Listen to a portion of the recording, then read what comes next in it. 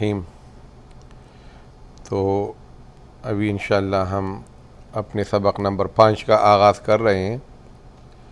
وہی types of کلمہ، اس کا حصہ دوم، کلمہ کی اقسام۔ تو جس طرح ہم نے کلمے کے بارے میں بتایا کہ کلمہ بامعنی لفظ کو کلمہ کہتے ہیں، اس کی پھر 3 قسمیں ہیں۔ ایک کا نام اسم ہے، ایک کو ہم فعل کہتے ہیں، اور تیسری کو ہم حرف کہتے ہیں۔ میں نے بتایا کہ اس اسم کا جو ڈیفینیشن ہے، اس کی جو تعریف ہے، اردو میں کسی شخص، چیز یا جگہ کے نام کو اسم کہتے ہیں، اور فعل جو ہے وہ کلمہ ہے جس سے کسی کام کا ہونا یا کرنا مراد ہو، اور حرف جو ہے وہ چھوٹے چھوٹے لفظ ہوتے ہیں، کلمے ہوتے ہیں جو ان اسموں اور فعل کو آپس میں ملاتے ہیں، اور اس سے ہمیں کلام حاصل ہوتا ہے۔ ابھی ہم ان تینوں کی جو تعریف ہے، جو ڈیفینیشن ہے، اس کو مکمل ڈیفینیشن جو عربی میں استعمال ہوتا ہے اس کی طرف جاتے ہیں۔ تو ان کو ڈیفائن کرنے، ان کی تعریف کرنے کا جو بنیاد ہے وہ 2 چیزیں ہیں۔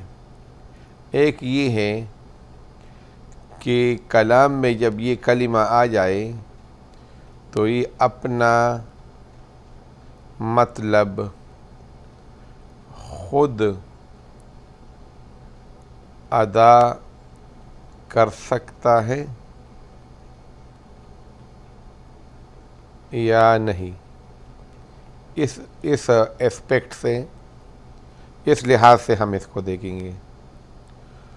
اور دوسرا یہ ہے کہ اس کلمے کا تعلق 3 زمانوں میں سے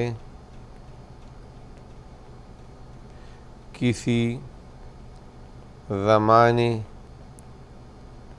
کے ساتھ ہے یا نہیں۔ تو ان 2 چیزوں، یہ 2 پیمانے ہو گئے ہیں۔ اس پر ہم ان تینوں کو، یہ جو 3 ہے، اسم، فعل، حرف، اس کو دیکھیں گے کہ یہ اس کا جواب ان 2 سوالوں کا اس اسم، فعل، حرف میں یس ہے یا نو ہے، ہاں ہے یا نہیں ہے۔ تو پہلے ہم اسم کو دیکھتے ہیں۔ اسم کی تعریف کیا ہے؟ یہ وہ کلمہ ہے، تو یہ کلمہ جو ہے کی ورڈ ہے۔ ہر تعریف کے اندر ایک بنیادی لفظ ہوتا ہے۔ مثلا آپ کہتے ہیں گھر کیا ہے؟ گھر عمارت ہے جو رہائش کے لیے استعمال ہوتا ہے۔ مسجد کیا ہے؟ مسجد وہ عمارت ہے جو عبادت کے لیے استعمال ہو۔ ہسپتال کیا ہے؟ ہسپتال وہ عمارت ہے۔ تو یہ عمارت کا لفظ جو ہے یہ کی لفظ ہے۔ اسی طرح اسم کیا ہے؟ یہ وہ کلمہ ہے۔ فعل کیا ہے؟ یہ وہ کلمہ ہے۔ حرف کیا ہے؟ یہ وہ کلمہ ہے۔ تو کم از کم پہلے سے ہمیں پتہ لگ جاتا ہے کہ ہم کلمے کے بارے میں بات کر رہے ہیں۔ تو اسم کیا ہے؟ یہ وہ کلمہ ہے جو اپنا مطلب کلام میں خود ادا کر سکتا ہے، یعنی اس کو اپنا مراد اور اپنا مطلب بتانے کے لیے یہ فعل یا حرف کا محتاج نہیں ہے۔ تو یہ جو پہلا کرائٹیریا ہے، یہ تو اسم کے بارے میں پازیٹیو آ گیا۔ دوسرا کیا ہے کہ اس کا 3 زمانوں میں سے کسی ایک کے ساتھ بھی تعلق نہیں ہے۔ تو یہ دوسرا کرائٹیریا جو ہے وہ اسم کے بارے میں نیگیٹو آ گیا۔ اسم مثلا کوئی بھی اسم آپ لے لیں، مثلا آپ کہیں کہ زیدن یا بیتن یا کوئی چیز لے لے آپ، تو یہ جب آ جائے مسجدن تو کلام میں، تو جب کہے زید تو آپ کو پتہ لگ جاتا ہے کہ زید سے مراد کیا ہے، بیت تو آپ کو پتہ لگ جاتا ہے کہ بیت سے کیا مراد ہے، مسجد۔ اس کے لیے کسی دوسری کلمے کی ضرورت نہیں ہے کہ اس کا مفہوم یا مراد کلام میں آپ لے لیں۔ اور دوسرا یہ ہے کہ زمانہ زید، اب زید ہم نے کہہ دیا تو زمانہ ماضی، زمانہ حال اور زمانہ مستقبل اس کے ساتھ کوئی تعلق نہیں ہے، نہ بیت ان کے ساتھ ہے نہ مسجد ان کے ساتھ ہے۔ تو اس لیے اسم کی یہ پرفیکٹ کمپلیٹ یہ تعریف ہے کہ یہ وہ کلمہ ہے جو اپنا مطلب اور مفہوم کلام میں خود ادا کر سکتا ہے، اور اس کا تینوں زمانوں میں سے یعنی زمانہ ماضی، زمانہ حال اور زمانہ مستقبل اس کے ساتھ کوئی تعلق نہیں ہوتا۔ یہ ہو گیا جناب ہمارا اسم۔ پھر ہم فعل کی طرف آتے ہیں۔ فعل کی تعریف کیا ہے؟ یہ وہ کلمہ ہے، یعنی کلمہ تو ضرور ہے تینوں، یہ وہ کلمہ ہے جو کلام میں اپنا مطلب خود ادا کر سکتا ہے اور اس کا تین زمانوں میں سے ایک کے ساتھ تعلق ضرور ہوگا۔ تو وہ جو دو کرائٹیریا ہم نے بتائے تھے وہ دونوں پازیٹیو آ گئے کہ یہ جو ہے فعل کلام میں اپنا مطلب بھی خود ادا کر سکتا ہے اور اس کا زمانے کے ساتھ بھی تعلق ہے، تو دونوں اس کے لیے ٹھیک ہے۔ مثلا مثال کیا ہوگی فعل کی؟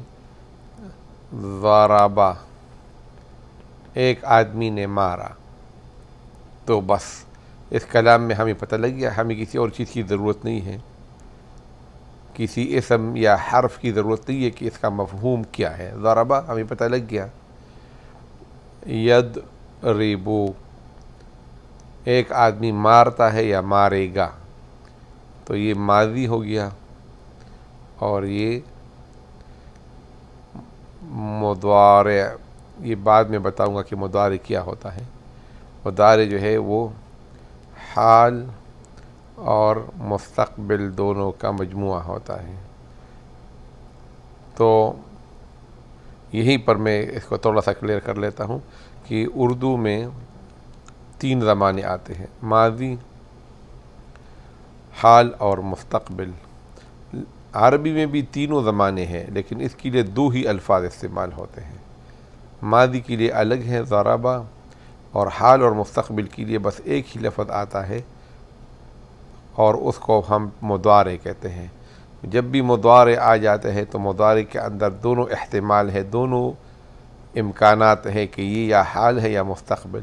پھر ان سے اس کو فردر آگے پھر ہم اس سے مراد حال ہے یا مستقبل ہے، اس میں کچھ ایڈیشنل علامات ہم لگا لیتے ہیں جس سے ہمیں دونوں میں فرق محسوس ہوتا ہے۔ لیکن فی الحال آپ یہی کتنا سمجھیں، تفصیل بعد میں آئے گی کہ ضربا ماضی ہے اور یضرب مضارع ہے، اور مضارع کیا ہے؟ یہ حال اور مستقبل دونوں کا مجموعہ ہے، اس کو مضارع کہتے ہیں۔ تو ضربا یضرب، اور پھر کبھی حکم کی شکل میں آتا ہے امر، یعنی اضرب، تو یہ ہو گیا فعل۔ تیسرا جو ہمارے ساتھ ہے وہ ہے حرف۔ تو حرف کیا ہے؟ یہ وہ کلمہ ہے جو اپنا مفہوم یعنی مطلب ادا کرنے کے لیے اسم یا فعل کا محتاج ہوتا ہے، خود نہیں ادا کر سکتا بیچارہ۔ اور دوسرا، اس کا تین زمانوں سے تعلق نہیں ہے، تعلق نہیں ہے۔ تو اس میں تینوں باتیں نیگیٹو آ گئی۔ یہ جو ہم نے دو باتیں بتائی تھی، وہ جب اسم کی بات آ گئی تو ایک اپنا مطلب تو خود ادا کر سکتا ہے لیکن زمانے کے ساتھ تعلق نہیں ہے۔ فعل میں دونوں باتیں پازیٹیو آ گئی کہ اپنا مطلب بھی خود ادا کر سکتا ہے اور تین زبانوں سے اس کا تعلق ہے۔ حرف میں دونوں باتیں نیگیٹو آ گئی کہ یہ نہ اپنا مفہوم خود ادا کر سکتا ہے، اور کیسے اپنا مفہوم ادا نہیں کر سکتا۔ مثلا دیکھیں، ایک حرف ہے، اس کا نام ہے من۔ من تو من کا مطلب بعض اوقات ہوگا بعد، یعنی سم، بعض چیزیں، اور من کا مطلب بعض اوقات ہوگا سے۔ تو ابھی یہ ہمیں جو ہے نا کلام میں پتہ لگ جائے گا۔ مثلا ہم کہتے ہیں من المؤمنین، من المؤمنین، تو ہم کیا کہتے ہیں؟ مومنوں میں سے بعض لوگ ایسے ہیں، تو یہاں من سے مراد ہو گیا بعض۔ اور یہاں اور اگر آپ کہتے ہیں کہ ذہبت من المدینۃ الی المکہ، تو یہاں من سے مراد ہو گیا سے۔ تو ابھی یہ جب مومنین آ گیا تو ہمیں من کا مطلب پتہ لگ گیا کہ من کا کیا مطلب ہے، اور اسی طرح جب من المدینہ الی مکہ پتہ آ گیا تو ہمیں پتہ لگ گیا کہ اس کا کیا مطلب ہے۔ تو اس لیے یہ کلام میں خود لفظی طور پر تو ہمیں پتہ ہے کہ اس کے یہ معنی ہے، لیکن یہاں اس جملے میں یہ کون سا والا مطلب دیتے ہیں، اس کے مختلف مطلب ہو سکتے ہیں۔ اور جو دوسرا ہے مثلا ضربہ یضرب اضرب، اس کا ایک ہی مطلب ہے، یہ نہیں کہ کلام میں جب ایک دوسرا آ جائے تو یہ مطلب ہوگا، اور اسم کے ساتھ اس کا جب یہ آ جائے۔ اور اسی طرح یہ جو ہمارے اسم ہے زید، بیت، مسجد، اس کا بھی ایک ہی مطلب ہوتا ہے، لیکن ان کی حروف کی مطلب مختلف ہوتے ہیں، اور ہمیں کیا پتہ لگے گا کہ اس پرٹیکولر لوکیشن، اس خاص مقام پر اس کا کیا مطلب ہے، اس کے لیے ہمیں دیکھنا پڑے گا کہ یہاں پر اس کا کیا مطلب ہے۔